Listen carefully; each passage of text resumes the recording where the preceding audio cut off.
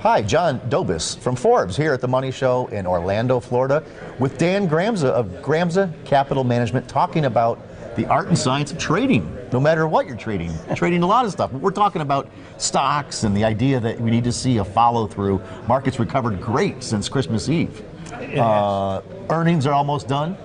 We're getting there anyway. But this week you think is critical. Why? Well, I think there's a few things. One, the buying that we saw on Thursday and Friday, from the way I would interpret this, the critical part of the next 3 days, can we get follow through? In other words, are those buyers still there? The other issue for us, if we think about it longer term, is we have some elements out there that are creating some concerns. So the China tariffs, it looks like we're not going to get that solved before March 1st. Yeah. Right? So that's going to be a big deal for the market to react to.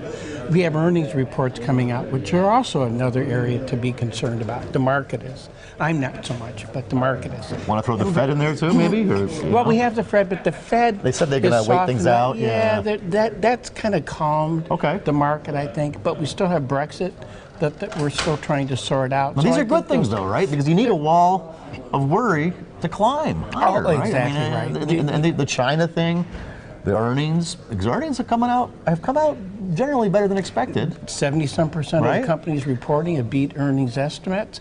So yeah, you know, John, I got to tell you, I'm positive on our stock market.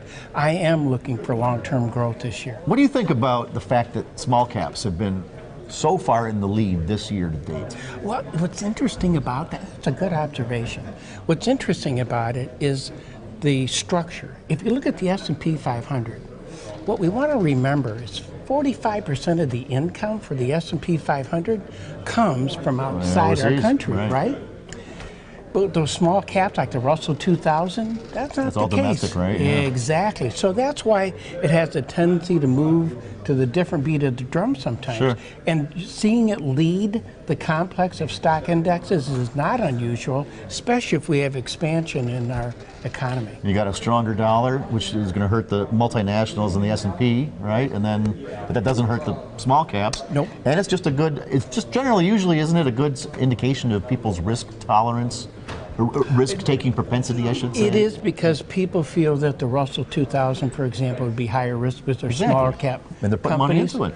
And they put money into it. That's Let's go to commodities now. Sure. Crude oil, 2014, middle of 2014, where was it? $110 a barrel? Yeah. We came down to 25 a barrel by February of 2016-ish, I think. Yep.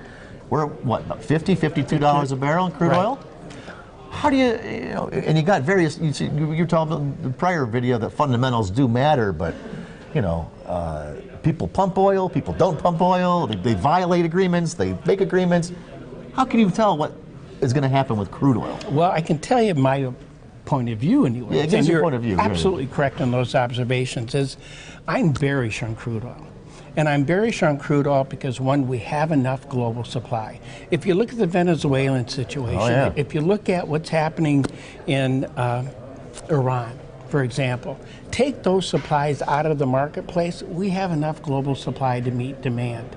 If you look at the Permian Basin in West Texas and New Mexico, they're going to add 3 pipelines this year. It's going to add 2 million barrels a day for us to process. And we're going to have natural gas coming out, exporting natural gas. Exactly right. So you look at Germany, you look at Poland, they're building import facilities. So we can now export gas. And what changes there is Gazprom, which is a natural gas company for Russia, who had this political element that they could apply pressure to Europe. That's kind of going away because now there's competition. Energy starts wars.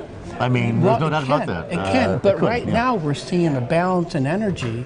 OPEC's role, still important. Right. 45% of global supply comes from OPEC, but it's not going to be the only game in town. So we're seeing a shift in energy policy. Well, how about the United States by itself? 8 years ago, weren't we around 6 million barrels per day of production? Now we're like 10.5. Oh, we're up there with Saudi and Russia. Well, I have to tell you, you are correct, but we're actually more than that now. We're leading. We have right now today.